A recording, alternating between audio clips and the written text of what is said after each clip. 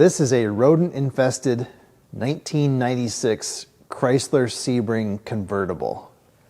It's been sitting for at least 9 years. The owner wants to get it running. Now you might be asking yourself, why would anyone want to do that? And I'm sure there's a perfectly good explanation. I just have no idea what it is. Luckily, I've got nothing better to do with my 6-figure, 4-year engineering degree, so let's tear into it. Working on these cars is, well, you know how everybody hates modern cars because the engines are jammed in and there's no room to do anything? Well, that started a long time ago.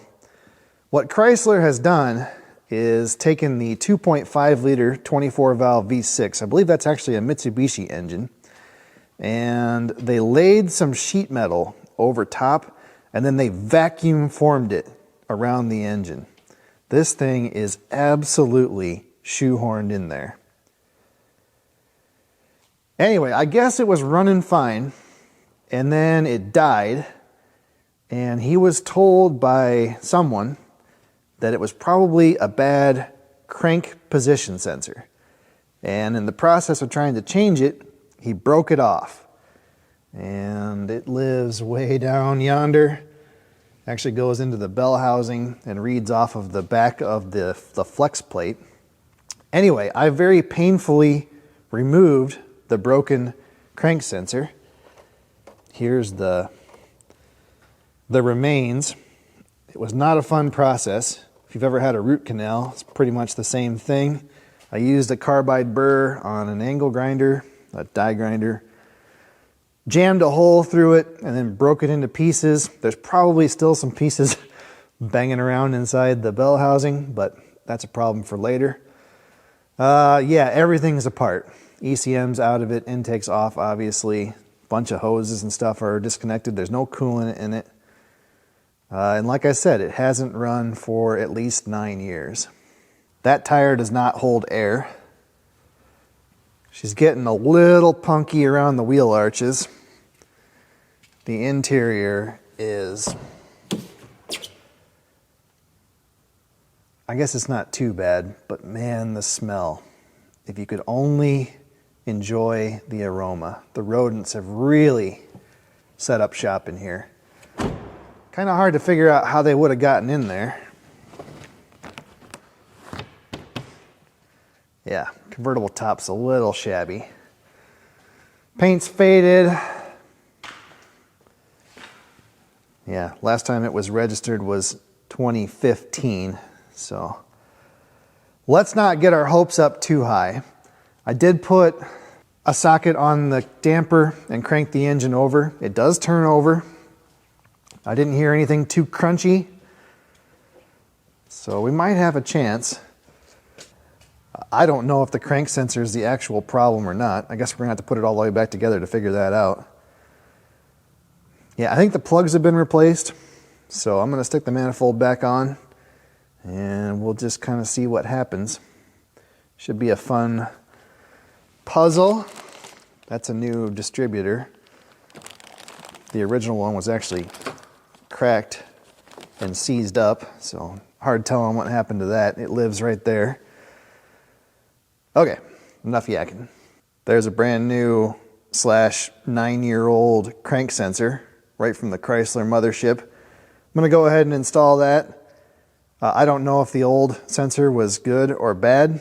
We can't really ask it. So I guess we'll just put this new one in and hope for the best. I will not be recording that process. I can't even see it or reach it, so we're all gonna have to use our imagination. All right, the crank sensor is in and connected. Also hooked up the heater hoses, which were disconnected. Now the distributor. I think it only goes in one way. Well, let's put it this way. I hope it only goes in one way. Maybe I should take the cap off first. I don't know. It's been a long time since I worked on one of these.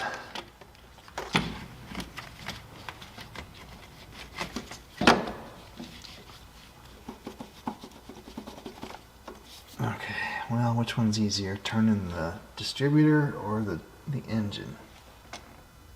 Why wouldn't you just come off there?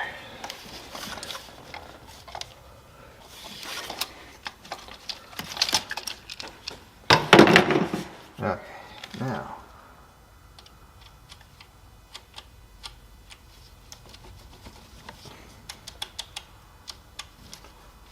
I think that's it. Gotta find some hardware for that thing. Not sure where that might be. Alright, distributor's in, cap is in. Now we need some wires. So it should be 1, 2, 3, 4, 5, 6, and they are labeled on the distributor cap. So that right there should be number 5. That should be number 1. Where the heck is 1? Way down yonder. So 1, 2, that should be 3 here. That's bank 1. Okay, and that's got to be 2. That's got to be 6. Which means that's got to be 4. Okay, and I'm bleeding. I think that's right. Now we need some wires attached. I guess this car must predate the red locking tabs on every connector. Which is fine with me. I think we're ready to put the intake back on. Can't think of any reason why we couldn't do that. The gasket's been replaced pretty recently, I think, whenever the spark plugs were replaced.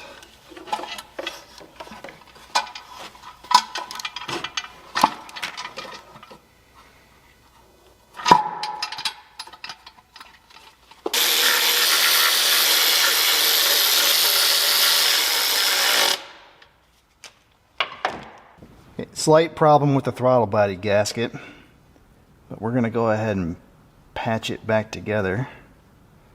It'll be good enough to see if it'll run, which again, I'd be very, very surprised if it does.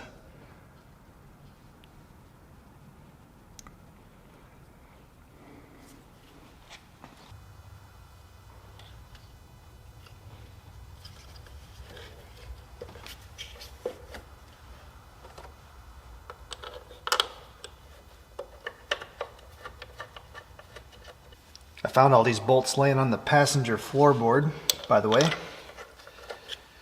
It's a bunch of long screws. I'm not sure. That must be part of the intake. Or part of a deck he was building. Who knows?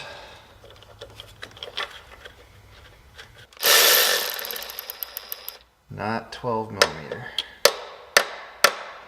Okay. It's always fun working on American cars with Japanese engines.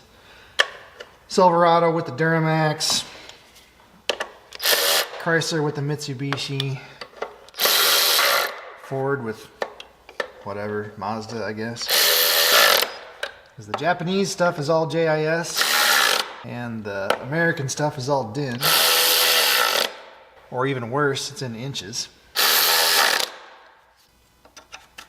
Yeah, that one's broken. Oh well, matches the patina. One of the bolts for this EGR tube is stripped out. We're going to ignore that for now.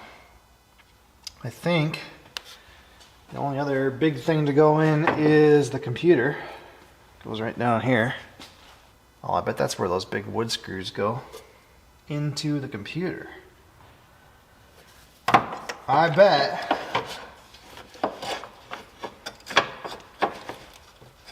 Always a fun guessing game.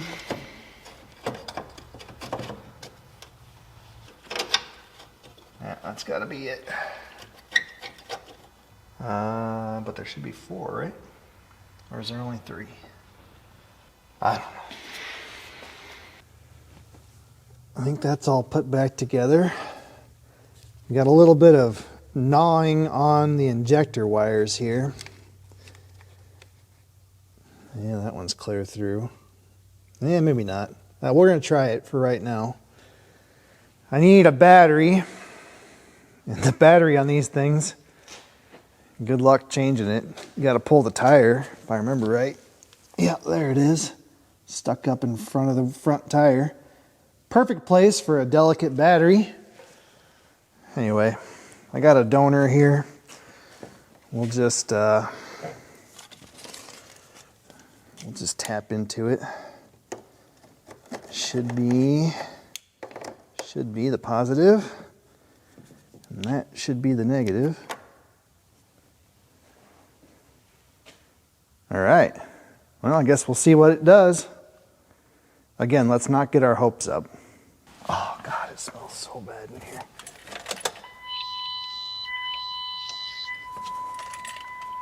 I don't hear a fuel pump.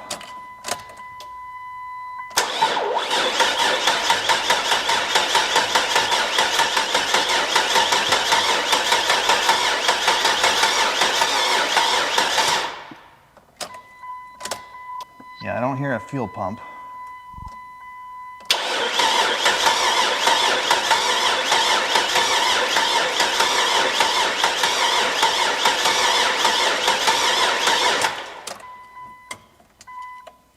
Okay, battery's getting a little weak.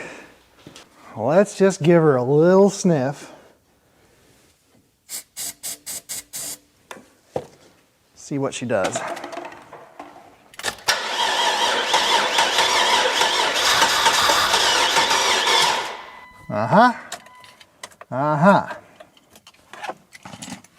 Okie dokie. So I would say we've got some spark and we've got some compression. We're not getting any fuel. I would guess that was probably the problem the whole time. But it's hard to know. Okay, let's figure that part out. I stripped out the back seat and tied into the connector for the fuel pump. And it does get power for a moment when I turn the key on sometimes. There we go. So I don't know, that's not enough time to know if the fuel pump's working or not. I can't hear it, but that doesn't really mean anything. Looks like we're headed for the fuel pump, but you gotta be kind of careful. It's not like the old days where you just turn the key on and the fuel pump starts running. Even on this car, 96, the computer controls the fuel pump and it flashes it for a second or two to prime the system, and then it will not run the fuel pump again until it sees the engine cranking. I'm guessing it uses the crank sensor or the cam sensor or something to figure that out. Different vehicles have different systems. Mostly this is just for safety. They don't want the fuel pump to keep running after the engine dies, you know, in the event of an accident or whatever. Pumping all your fuel out, or even worse, pumping it onto a fire. And this has gone on for a long time. I remember, like on the older GMs, the OBS GM trucks, they had an oil pressure switch on the fuel pump. So they would, I think they would run for a second or two and then shut off, and then they wouldn't run again until the engine built oil pressure. And then Ford had the famous inertia switch. It was like a steel ball that was spring-loaded, and if you piled up your truck, it was supposed to pop out that steel ball and break the circuit. And it was usually right down in the passenger floorboard. It's a good way to prank your buddies. You just kick that inertia switch real hard and knock the ball out, and then their car won't run until you reach down and reset it. It's always the first thing I would check on Fords when they got drug in, not running, right before I replaced the ignition module. Luckily, this car is new enough to be OBD2-ish. I think 96 was the first year that was mandatory. I can read codes, and it has a code saying that there's no cam sensor signal to the PCM. Now, the cam sensor on this car is actually built into the distributor, and I think I might see the problem right there. Maybe you can see it too. That connector, I didn't notice it when I plugged it in.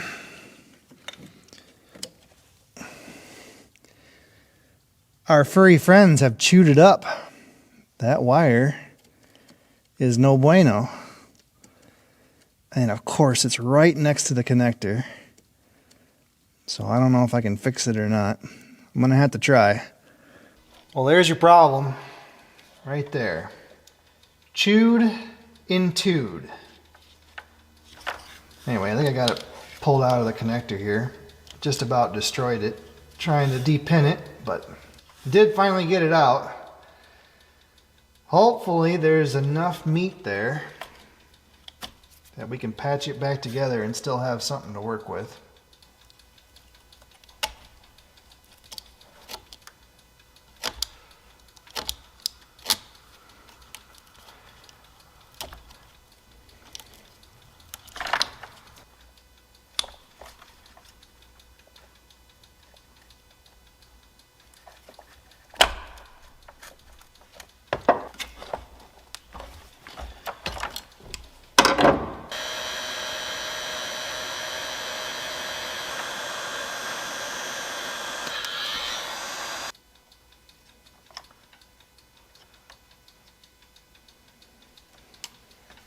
Well, that ain't very good.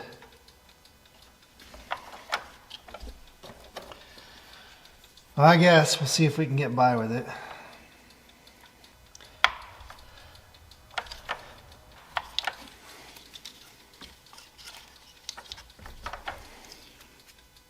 Okay, now I gotta try to plug that back in. That'll be fun. Jesus. I'd sure like to get my hands on whoever thought this engine could fit in this car.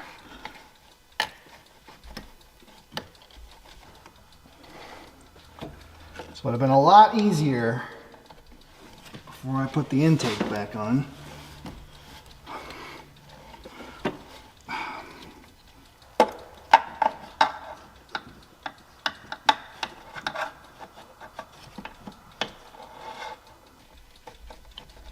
Is that it? I think that's it.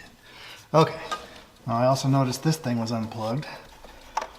Don't know what that is. Idle air control solenoid maybe? Couldn't have been helping us.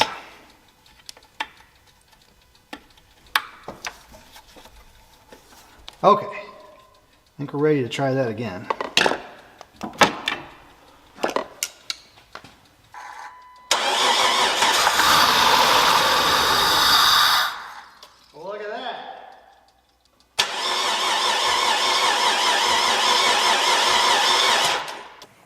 I think we still don't have any fuel though.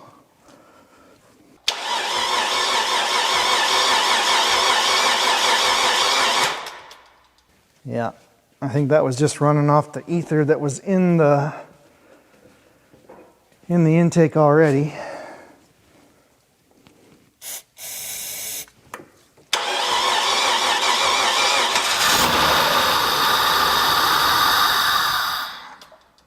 I got power at the fuel pump while I'm cranking. It runs on starting fluid, but it won't run on its own. It needs a fuel pump. But technically it does run. Well, I think we might be done. This does not look good, as you might imagine. Actually, I mean, from a rust standpoint, for an almost 30-year-old Illinois car, it's pretty solid on the bottom side.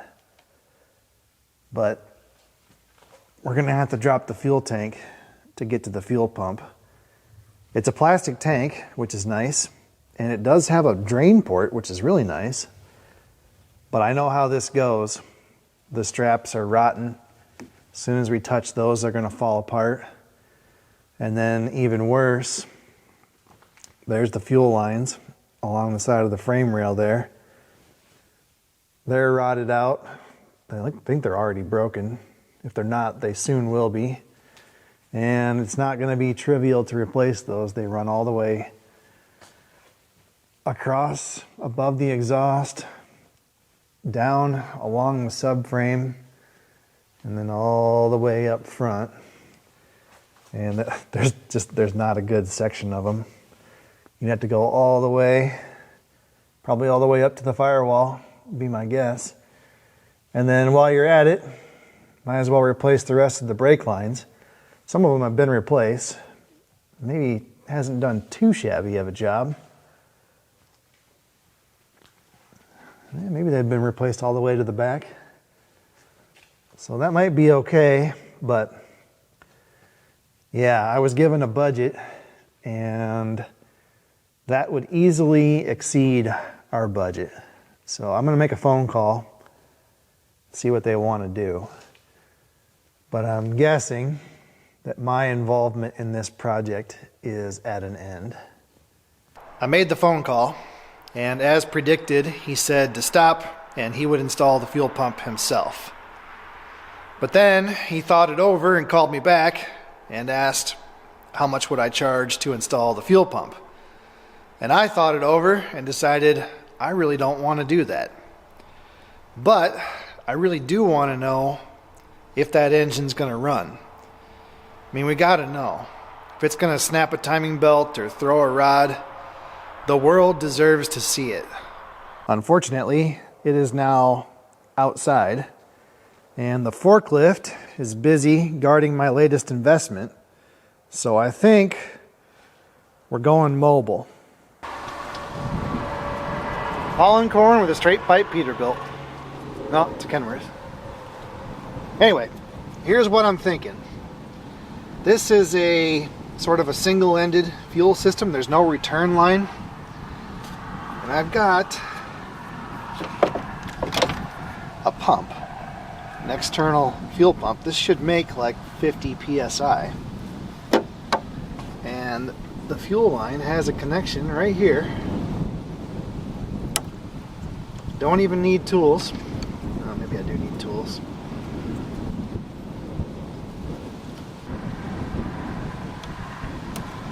There we go. We'll stick that back in there. And then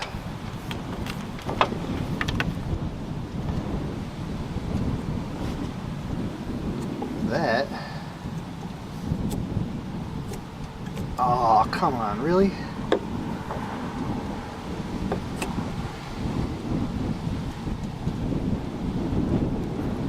It's so close. Oh, so close. Thought we had it there. Alright, I'm gonna zip tie that or something. I think it'll work fine. We're past the O-rings that seal it. We just can't use the little safety lock. Stand by.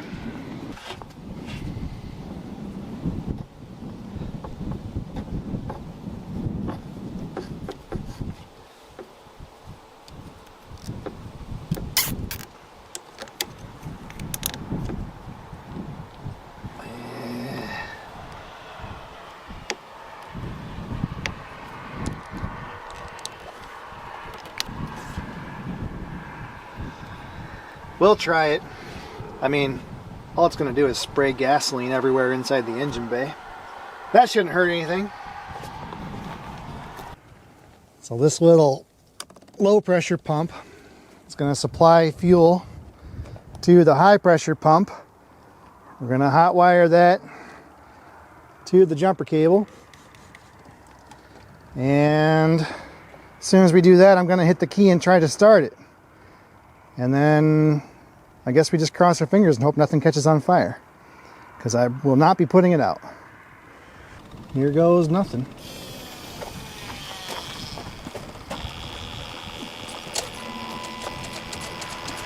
Are you serious?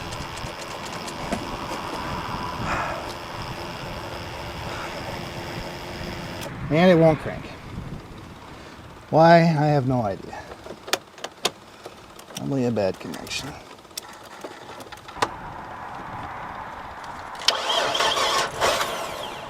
Okay. Something with the neutral safety switch, I think.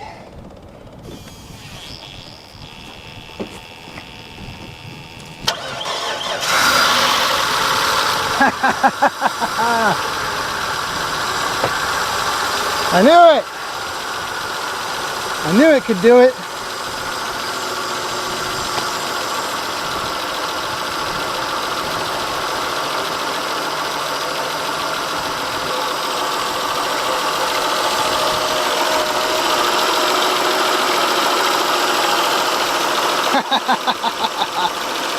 pretty good.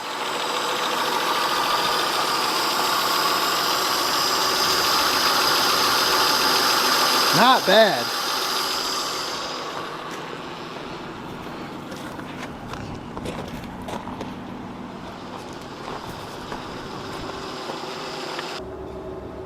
Well, the tack doesn't work.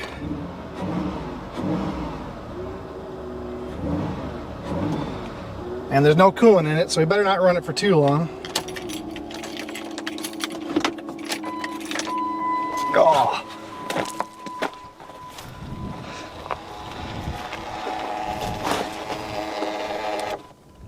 Okay.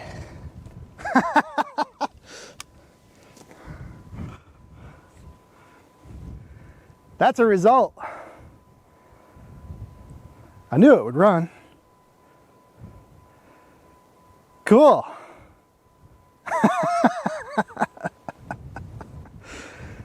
Yeah, I know it's sketchy, but if they didn't want us to do it, they shouldn't have made it so easy.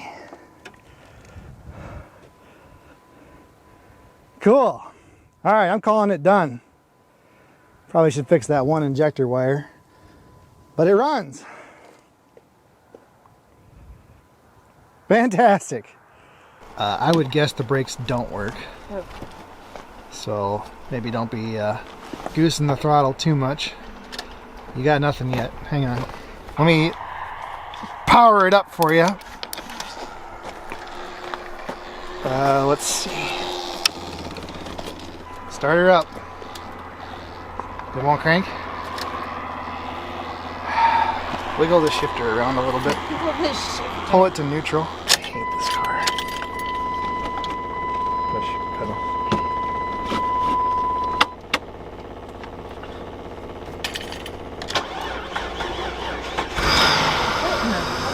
Sorry. It's magic. Hopefully you didn't record that. I don't know what's wrong with it, and I don't care. I want to get it out of here. No, don't put the window down. Do not touch that window switch. You know what's going to happen. It's going to get stuck down. And I won't care. I did put coolant in it. But let's give it a wide berth.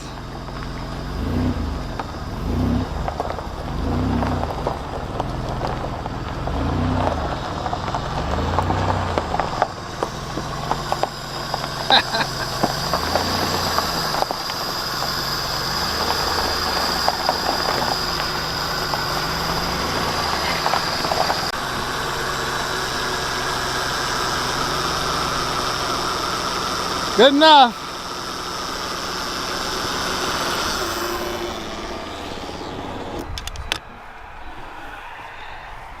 So, hypothetically, let's say you're a college student and you need a car, and your father presents you with this. Would you feel like that's a punishment? My father wouldn't do that. Are we Well, I can tell you that some lucky young lady's father is contemplating doing that. They're gonna put a girl in this? They're gonna put a girl in this.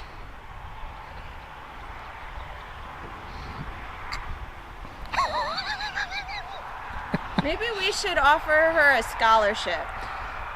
It's fine. Needs a little paint, needs a little scrub, needs a little vacuuming, needs brakes, wheel bearings, tires, timing belt. Please tell me oil this change. wasn't one of my former students, because I will give that girl a car. No. It's better than this. No, I don't think it was. This is what college students need. Reliable transportation.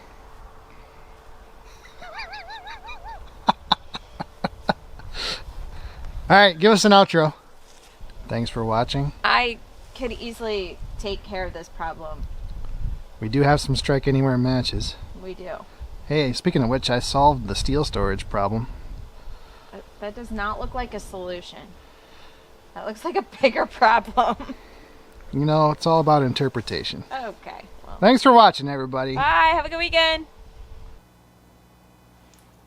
I got a little problem, and I have a feeling it's going to make for a very lively comment section. A friend is playing around with designs for a lightweight piston and connecting rod. And his thinking was, that was going to give him more power. Before he actually makes the thing in real life, he wanted to know if that was actually true.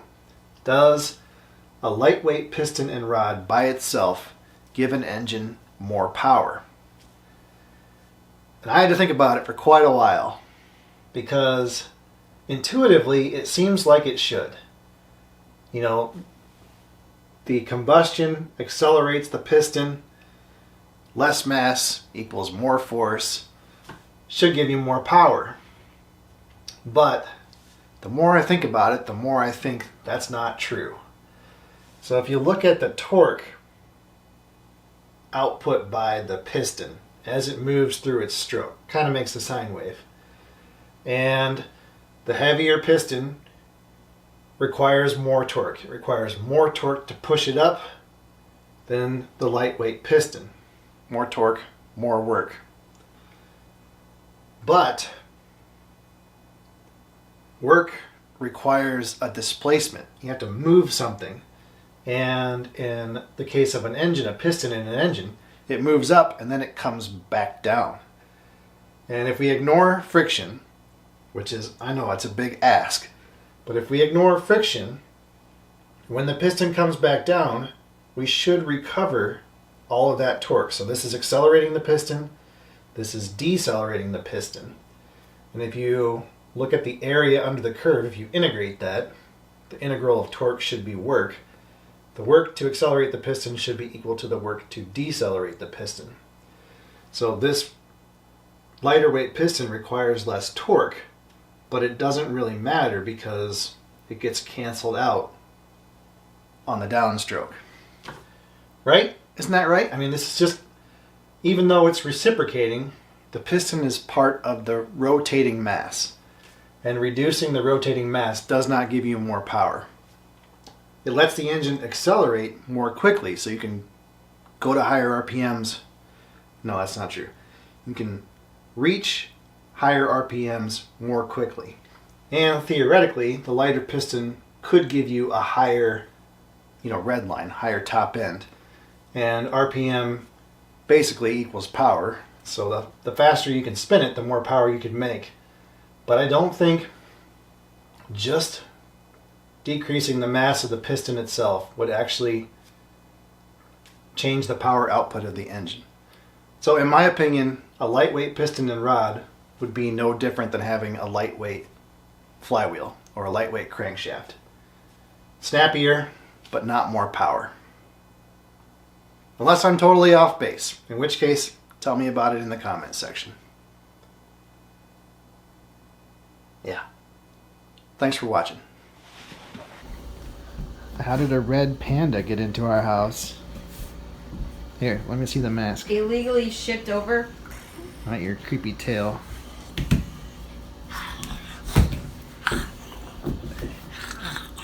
Some parent worked awful hard with that gray market sewing machine. It was all worth it.